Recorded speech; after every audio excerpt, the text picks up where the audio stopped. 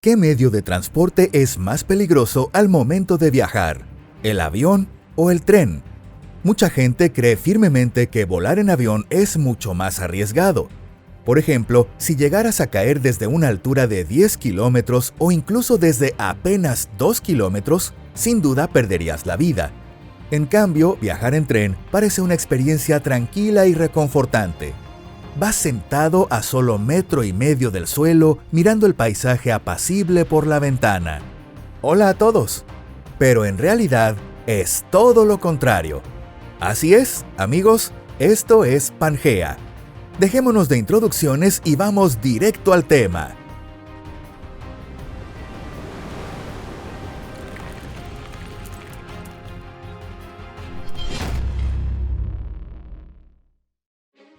¿Es peligroso o es seguro? Existe una fórmula especial para calcular el nivel de seguridad que se basa en la cantidad de víctimas ocurridas en un determinado tramo.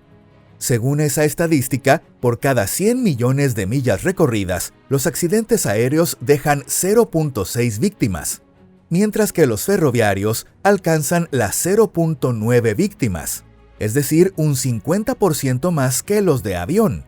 ¿Y cómo puede ser eso posible? En realidad, los vuelos están sometidos a un control de seguridad extremadamente estricto. Por ejemplo, es prácticamente imposible subir a un avión con armas, explosivos o materiales inflamables. Pero en un tren puedes llevar casi cualquier cosa. Además, con cada año que pasa, los aviones se vuelven más avanzados y sus vuelos más seguros. En cambio, el uso del tren y las vías férreas comenzó en el siglo XIX, y muchas de sus infraestructuras actuales están bastante deterioradas. Pero hay otro factor importante a considerar. Por ejemplo, nadie toma un vuelo de Londres a Nueva York solo para tener una descarga de adrenalina, ¿verdad? En cambio, muchas personas suben emocionadas al tren cremallera del Monte Pilatus en Suiza, uno de los más peligrosos del mundo, solo por la emoción del riesgo. Parte del encanto de estos viajes está justamente en ese toque de peligro.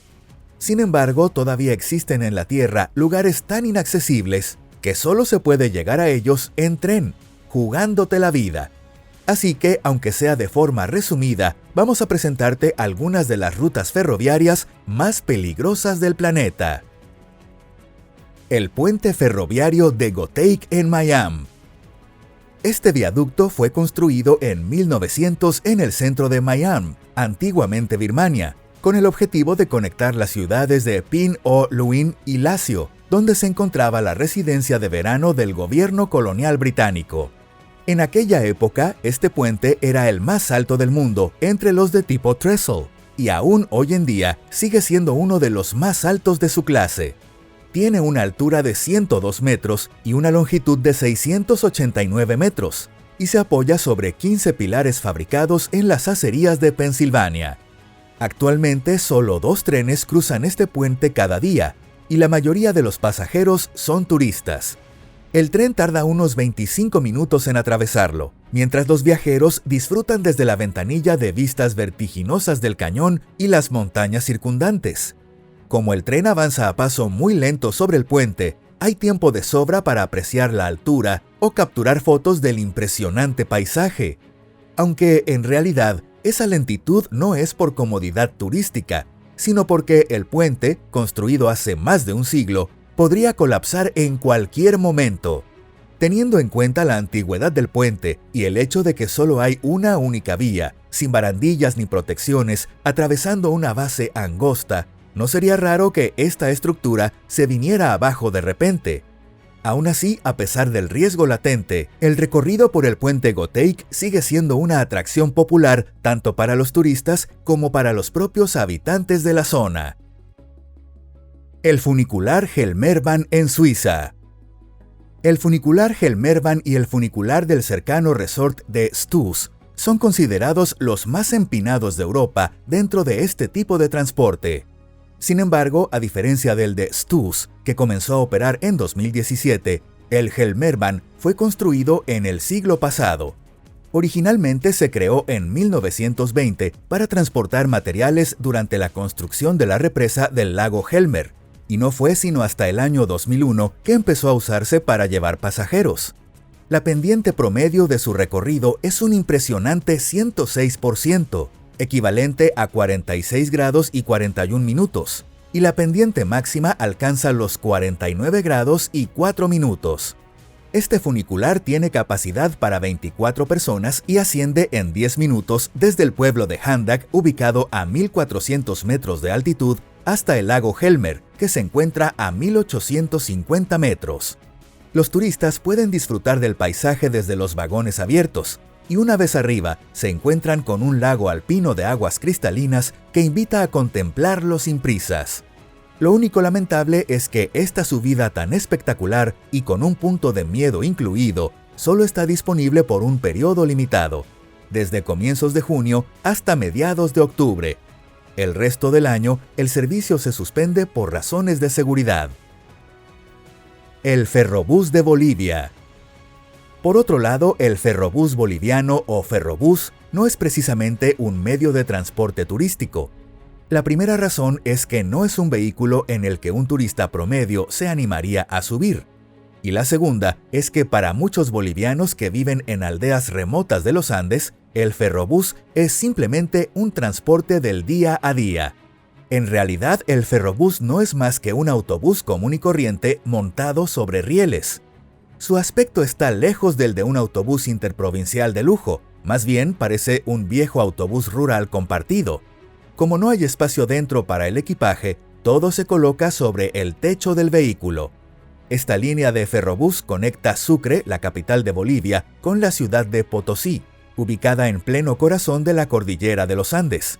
Justamente por la dificultad de llegar hasta Potosí, nació esta curiosa forma de transporte sobre rieles. La vía férrea de unos 300 kilómetros fue construida de manera rudimentaria en plena cordillera, con curvas cerradas y rampas empinadas que hacen imposible el uso de trenes convencionales. Por eso se optó por poner a rodar autobuses adaptados directamente sobre los rieles. Gracias a eso, los pocos turistas que se atreven a llegar hasta aquí pueden compartir el viaje con los pasajeros locales y ascender juntos hasta Potosí, una de las ciudades más altas del planeta, ubicada a 4.090 metros sobre el nivel del mar. Además, Potosí por sí sola ya merece una visita. Esta ciudad fue fundada en 1545 por los españoles al pie del Cerro Rico. Su nombre, Potosí, proviene del quechua y significa montaña rica, porque fue allí donde se descubrieron enormes cantidades de plata en las entrañas del cerro. Viajar en ferrobús por esas vías angostas, atravesando formaciones rocosas y bordeando precipicios entre valles de montaña, no solo dispara la adrenalina, también te permite conocer el corazón más remoto del campo boliviano. El tren Georgetown Loop. ¿Puedes imaginar una línea de tren que lleva funcionando desde hace más de 140 años? Si crees que después de tanto tiempo ha dejado de dar miedo, te equivocas. Este ferrocarril de vía estrecha que conecta las ciudades mineras de Georgetown y Silver Plum ya era considerado una maravilla de la ingeniería cuando fue construido en 1884. En Silver Plum se extraía plata y de alguna forma había que transportarla hasta Georgetown. Aunque la distancia en línea recta entre ambos pueblos es de apenas 2 kilómetros, entre ellos se interpone un enorme cañón. Para atravesarlo, se construyó un trazado ferroviario de 7.2 kilómetros lleno de curvas y giros imposibles. Y sí, esos pocos kilómetros son una auténtica locura. Para superar un desnivel de 182 metros con una pendiente del 4%, se tendieron 4 puentes a alturas vertiginosas. El más aterrador de todos es el puente alto que atraviesa el llamado Devil's Gate. A pesar de todos sus riesgos, el tren funcionó sin problemas hasta 1932, cuando, igual que las minas de plata, fue abandonado durante muchos años. No fue sino hasta 1973 que un grupo de nostálgicos del estado de Colorado lo rescató del olvido, viendo en él un enorme potencial turístico. Gracias a ese esfuerzo, la línea fue restaurada y reabierta en 1984 como atracción para visitantes. Hoy, este tren se ha convertido en uno de los favoritos para quienes buscan turismo extremo. Solo con cruzar el Devil's Gate ya es suficiente para poner los nervios de punta. Allí, el tren se desliza lentamente sobre un puente construido hace casi 150 años, que cruje y se balancea bajo el peso de los vagones. El avance es tan lento por esos rieles estrechos que tienes tiempo de sobra para sentir cada segundo de vértigo. Lo único que logra calmar un poco el alma es la majestuosidad de las montañas rocosas. Y el saber que, si bien no han sido miles, al menos cientos de trenes cargados con mineral de plata ya cruzaron por ese mismo lugar antes que tú. El ferrocarril White Pass and Yukon Route. El clima extremo del lejano norte no es algo que cualquiera pueda soportar. La mayoría de las personas prefiere vivir, o al menos vacacionar, en lugares más cálidos. Pero curiosamente, es justamente esa peligrosidad lo que atrae a cierto tipo de turistas hacia el norte más salvaje. Para ellos, cuanto más arriesgado sea el recorrido, más irresistible se vuelve. La línea ferroviaria que une Skagway en Alaska con Whitehorse en el Yukon canadiense está pensada especialmente para gente así. Si eres fan de Jack London, seguro leíste sus historias sobre la fiebre del oro de Klondike, que estalló en Alaska a finales del siglo XIX. Este tren de vía estrecha fue construido en 1898 y vació los bolsillos de más de un buscador de oro. El trazado avanza pegado a acantilados de roca peligrosísimos entre montañas nevadas, y cuesta imaginar algo más aterrador. Aún así, ni siquiera el riesgo extremo logró frenar a quienes perseguían el espejismo dorado de la riqueza. Y lo mismo ocurre hoy con los viajeros modernos que aman el peligro. No hay ruta dura que los intimide. La misma línea que usaban aquellos mineros sigue siendo hasta hoy de vía estrecha. El tren parte desde el puerto de Skagway en la costa de Alaska y se adentra en el corazón del Yukon hasta llegar a la ciudad canadiense de Whitehorse. Recorre un total de 175 kilómetros, cruzando varios cañones escarpados entre las montañas. Uno de los puntos más difíciles de todo el trayecto es el famoso White Pass, o Paso Blanco.